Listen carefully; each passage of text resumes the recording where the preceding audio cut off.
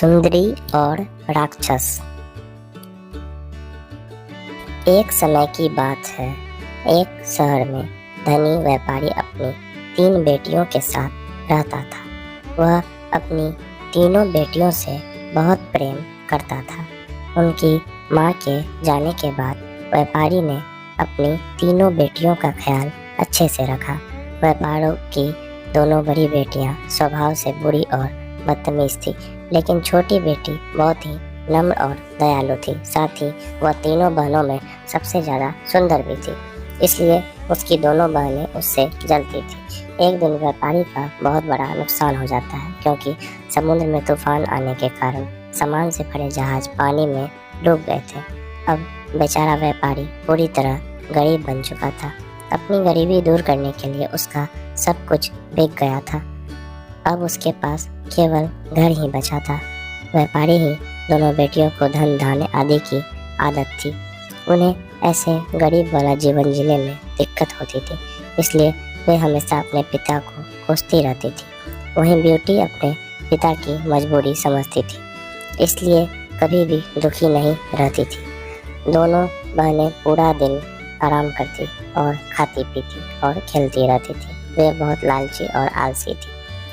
वे घर का कोई काम नहीं करती थी, इसलिए ब्यूटी को सारा काम करना पड़ता था। ब्यूटी को भी ऐसे गरीबी के जीवन की कहाँ आदत थी, लेकिन फिर भी वह कभी शिकायत नहीं करती। एक दिन व्यापारी को खबर मिली कि उसका एक जहाज बंदरगाह पहुंच गया है। व्यापारी की आशा की किरण जागती है और वह बंदरगाह जाने का फैसला करता है। वह रवाना होने वाला लगा तो उसने अपनी बेटियों से पूछा कि उन्हें क्या चाहिए, मैं आते वक्त उनके लिए लेकर आऊँगा। तभी दोनों बड़ी बेटियां अपने लिए महंगे जेवर और कपड़े मांगती है, लेकिन ब्यूटी अपने पिता को कहती है कि पिताजी, मुझे बस गुलाब का एक फूल चाहिए। अब व्यापारी बंदरगाह के लिए निकल जाता है। वहां जाकर उसे पता चलता है कि उसका बचा हुआ एक जहाज भी टूटा फूटा हुआ है और पूरा माल पानी के कारण खराब हो गया। तो व्यापारी को बहुत दुख हुआ। वह निराश मन से अपने घर के लिए निकल जाता है। जब वह जंगल के रास्ते से निकलता है तो एक भारी तूफान शुरू हो जाता है। सब तरफ अंधेरा हो गया। व्यापारी को समझ नहीं आया। अब उसने जंगल में ही कहीं सहारा लेने की सोची। तब वह इधर उधर देखता है, उसे कुछ नहीं दिखाई दिया। थोड़ा दूर जाने पर उसे एक रोशनी दिखी। व्यापारी रात गुजारने के लिए उस रोशनी की तरफ चला। पास जाकर उसे पता चला कि वह एक सुंदर सा महल था। वह महल के अंदर जाकर आवाज लगाता है कि कोई है, लेकिन महल सुनसान पड़ा था। व्यापारी पूरा महल अच्छे से देखता है, लेकिन महल पूरी तरह से खाली था। जब व्यापारी आगे वाले कमरे में जाता है तो उसे बहुत सारे स्वादिष्ट व्यंजन दिखते हैं। व्यापारी सोचता है कि जब महल सूना पड़ा है तो ये भोजन कहाँ से आया, लेकिन फिर वह खाना खाने लगता है, क्योंकि उसे बहुत तेज भूख लगी थी। भरपेट खाने के बाद उसे नींद आने लगती है, तो वह महल के दूसरे कमरे में जाकर देखता है कि एक मुलायम बिस्तर लगा है और व्यापारी उस बिस्तर पर जाकर लेट जाता है। वह उस रात को आराम से निकाल देता है और सुबह होते ही वह निकल जाता है। जब वह जा रहा होता है तो उसे महल के बाहर एक सुंदर बगीचा दिखता है।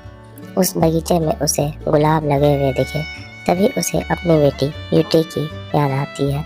वह दोनों बड़ी वाली बेटियों के लिए तो कुछ नहीं ले सका, लेकिन ये फूल ब्यूटी के लिए ले जा सकता था।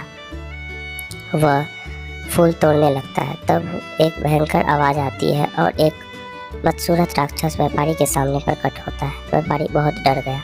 राक्षस कहता है कि मैंने तुम्हें रहने के लिए घर, खाना और बिस्तर दिया। तुम हो कि मेरे बगीचे से फूल तोड़कर चुरा रहे हो। दुष्ट व्यक्ति, अब मैं तुम्हें अपने महल में कैद करूंगा। व्यापारी कांपती हुई आवाज़ में कहता है कि यह फूल उसने अपनी छोटी बेटी के लिए तोड़ा था, ना कि अपने लिए। कृपया मुझे मत पकड़ो, मुझे जाने दो। आप जो कहोगे मैं वही करूंगा। तब राक्षस कहता है कि मैं तुम्हें एक ही शर्त पर छोड़ूंगा, अगर तुम अपनी बेटी को इस महल में लेकर आओगे। तो व्यापारी डर गया और उसे वहां से निकलने का दूसरा उपाय नहीं सूझा, तो उसने बेटी को महल भेजने का वचन दे दिया। अब व्यापारी महल से निकलकर